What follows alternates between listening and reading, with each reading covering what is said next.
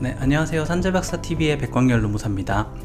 네, 제가 6개월 전쯤이죠. 산재 현장조사 반드시 참석하세요 라는 영상을 찍은 적이 있습니다. 그러면 이제 이런 의문이 드시는 분들이 계실 것 같아요. 노무사가 현장조사 꼭 가라고 해서 가긴 갈 건데 나 가서 뭘 해야 되냐? 이런 질문들도 꽤 많이 들었던 적이 있는데, 그래서 제가 오늘은 많이도 아니고 딱 2가지로 정리해서 현장조사 가면 뭘 해야 되는지 알려드리겠습니다. 네, 첫 번째로 현장조사 가셔서 꼭 하셔야 될 일은 작업 자세를 시연하는 것입니다.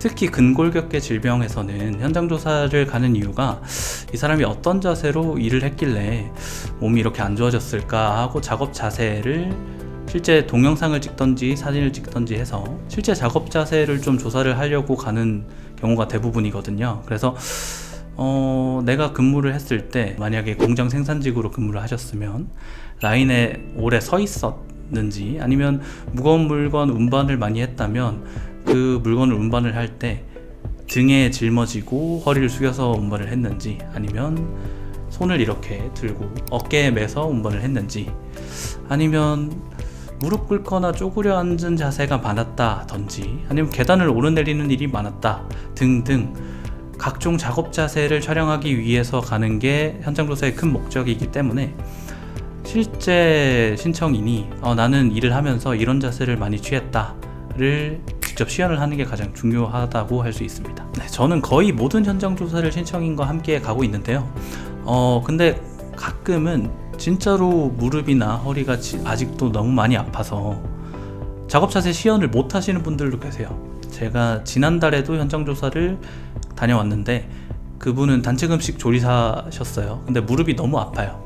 그래서 시연을 해달라고 이제 근로복지공단 조사관 분이 요청을 해주셨는데 무릎을 굽히질 못하셨어요. 그래서 제가 이제 신청인 분께 어떤 자세로 했는지 듣고 제가 직접 시연을 해서 제가 찍힌 동영상이 이제 제 조사서에 올라가는 경우도 꽤나 있거든요. 여튼 중요한 거는 근무 당시의 작업 자세를 잘 시연하는 게 중요하다. 요거를 하나 말씀드리고 싶었습니다. 네, 그리고 두 번째로는 실제 근무했던 당시의 작업 환경에 대해서 진술하는 게 참 중요합니다. 특히나 직업병 산재를 신청하시는 분들은 본인이 근무했던 과거 당시와 지금 현장 조사를 나왔을 때 당시에 근무 환경이 많이 달려져 있는 경우가 많아요. 설비가 현대화됐다든지, 아니면 없던 장비가 새로 생겨서 과거에 했던 일들이 사라졌다든지, 아니면 예전과 달리 작업량이 많이 줄었다든지, 이렇게 작업 환경이 변하는 경우가 많습니다.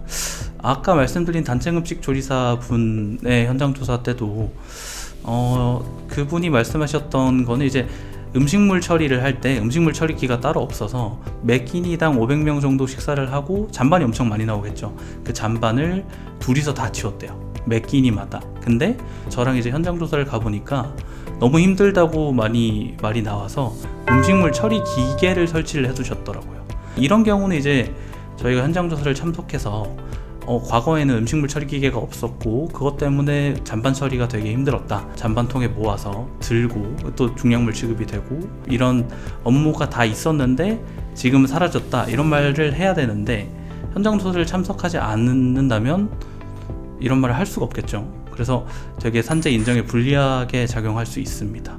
또 한 분은 가구 공장에서 생산직, 그러니까 포장하고 박스를 운반하고 이제 팔레트에 적재하는 업무를 하신 분이 계신데 자기가 근무할 당시에는 물량이 되게 많아서 작업량이 한 라인당 20kg 박스 기준으로 10박스, 그리고 5개 라인이 풀 가동되었다고 했어요. 근데 지금 저랑 현장 조사를 가보니까 2라인만 운행을 하고, 그리고 한 라인당 생산량도 20kg 박스 기준 3박스 정도밖에 되지 않았어요. 그래서 근로복지공단 조사 담당관님에게 잘 말씀을 드렸죠. 이분이 근무하실 때는 물량도 훨씬 많았고 라인도 5개나 돌아가고 있었다. 여튼 가장 중요한 거는 작업 환경이 달라질 경우가 많습니다. 그리고 좀 안타까운 얘기인데 종종 그 현장 조사 일정을 통보받은 회사들이 작업량이나 작업 환경을 좀 개선시켜 놓는 회사들이 종종 있어요. 이제 산재 인정이 되면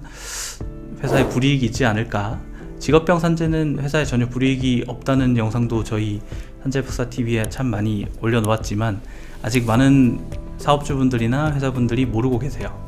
그래서 산재 인정이 되면 회사에 불리하지 않을까 이런 마음에 현장 조사 당일에 작업량을 좀 적게 세팅해 놓는 회사들이 있는데, 그런 회사들이 종종 있기 때문에 더더욱 현장 조사를 참석하시고 내가 근무했을 당시의 작업량이나 작업 환경을 잘 말씀해 주시는 게 좋다, 이렇게 말씀드리고 있습니다. 현장 조사 참석을 해서 좀 적극적으로 내가 이럴 땐 이랬다, 내가 이럴 땐 이랬다, 뭐 이렇게 말을 하는 걸 상당히 부담스러워들 하세요. 이제 내가 그래도 오래 일했던 회사인데 피해가 가지 않을까? 내가 괜히 산재 신청해서 같이 일했던 동료, 지금도 일하고 있는 동료들한테도 피해가 가지 않을까? 아니면 이제 회사의 사이가 안 좋아서 등의 이유로 현장 조사를 많이 부담스러워 하시는데, 전혀 그럴 필요 없고 현장 조사 참석만으로 회사에 불이익이 있지도 않고요. 직업병 산재는 인정된다고 하더라도 회사에 불이익이 없기 때문에 오히려 이제 현장 조사를 참석하지 않거나 참석하였어도 이제 소극적인 자세로 있다가 산재가 불인정돼서 이제 정당한 권리인 산재 보상을 받지 못하는 게 신청인 분들께 더 큰 불이익이라고 생각을 합니다. 그래서 오늘 이 영상 꼭 보시고 기억해 두셨다가 만약에 현장 조사를 가시게 된다 그러면 내가 했던 작업 자세를 충분히 시연할 것, 그리고 내가 일했던 당시의 작업 환경, 작업량 등을 공단 조사관에게 잘 설명할 것, 이 두 가지를 꼭 기억해 두시면 좋겠습니다. 네, 지금까지 산재박사TV의 백광열 노무사였습니다. 감사합니다.